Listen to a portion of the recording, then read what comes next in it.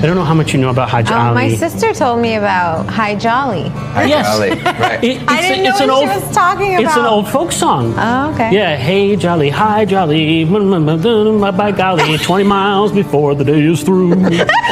Yeah, actually, Hajj Ali's story, the camel driver, there have been 2 major motion pictures made. I'm not kidding you. And one of them is called Humps. And it was born... So, yeah, Hajj Ali came from the Middle East, hired by Secretary of War Jefferson Davis. Yes, the same man who became the president of the Confederacy, to use the camels and to establish camels as a means of transportation in the American Southwest. Had you ever heard of Haji Ali, a Greek and Syrian convert to Islam who was hired by the US Army in the 1800s to test out camel driving in the US? It's one of the many unusual and surprising stories of Muslims in American history that come up in a new PBS series called The Great Muslim American Road Trip.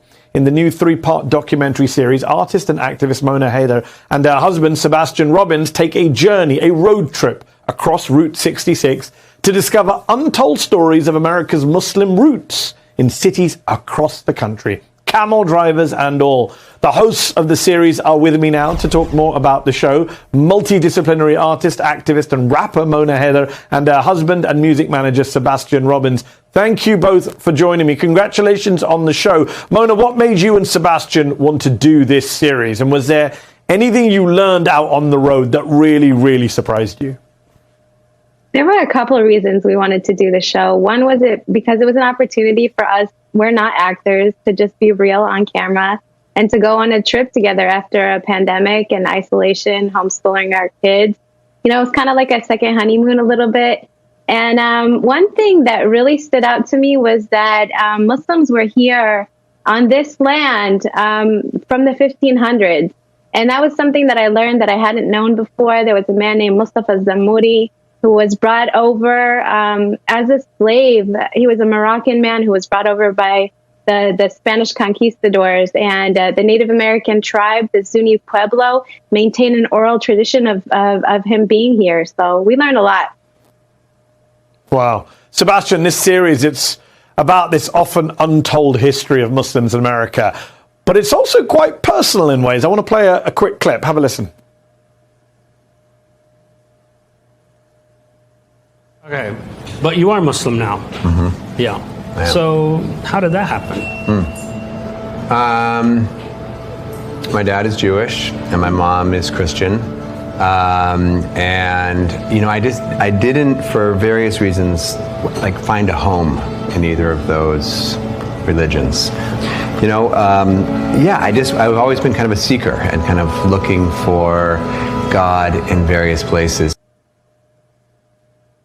So we'll let people hear the rest of your story on the show itself, but would you say, Sebastian, the show is a bit of a personal journey for you and Mona as Muslims living in America today? Yeah, absolutely. You know, what started as this idea of this second honeymoon and this personal trip really blossomed into something much more beautiful, frankly, much more interesting than the two of us. You see us being goofy, me making dumb jokes, Mona rolling her eyes at us, eating chips and listening to music. You get all of that road trip stuff. But really, it was this uncovering of this hidden and unknown history, at least unknown to us, as we sat with people like Edward Curtis there in the interview, a Stanford-born Zuni archaeologist in New Mexico, historians. And, you know, we thought we knew something. We thought we knew something about Islam. We thought we knew something about this country. But really, our understanding just blossomed as we sort of got more connected as a couple and ultimately resolved to try to do better in our lives, to do better on this planet, and to do better in our faith. I mean, I'm all for second honeymoons. I'm not sure I'd be bold enough to do a second honeymoon with my wife on tape for the world to watch, but good for you guys. Mona, you have this new series out on PBS, but it's not the only way a lot of Americans have come to know you. Your 2017 debut rap single, Rap My Hijab, was a huge hit. Billboard magazine put it on its list of 20 best protest songs of 2017 and named it one of the top 25 feminist anthems of that year. People have a lot of stereotypes about Muslims and especially Muslim women here in America. Everything you do seems to be about defying those stereotypes.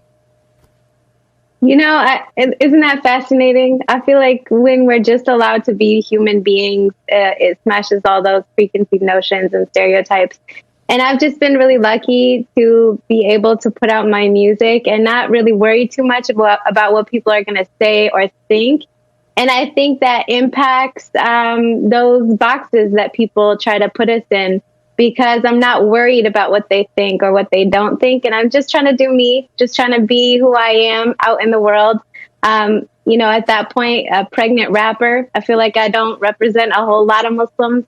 But, you know, the people I do represent, hopefully I represent them well, you know, my community, my people. So. Last quick question to you, Sebastian. What do you hope viewers, especially non-Muslim American viewers, take away from this series?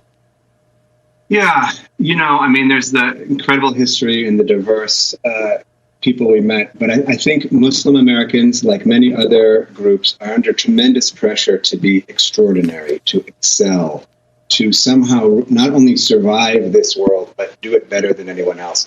And we do meet extraordinary people who are excelling.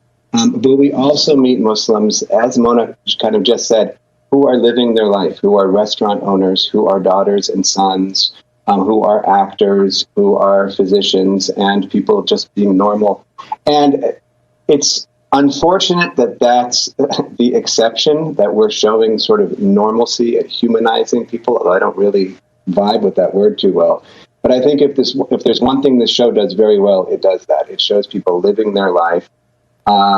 And they all happen to be Muslim. They all happen to practice and pray the same way that we do. But that's not the defining feature of who they are. They're human. They're living their lives, and they're going up the mountain on their path.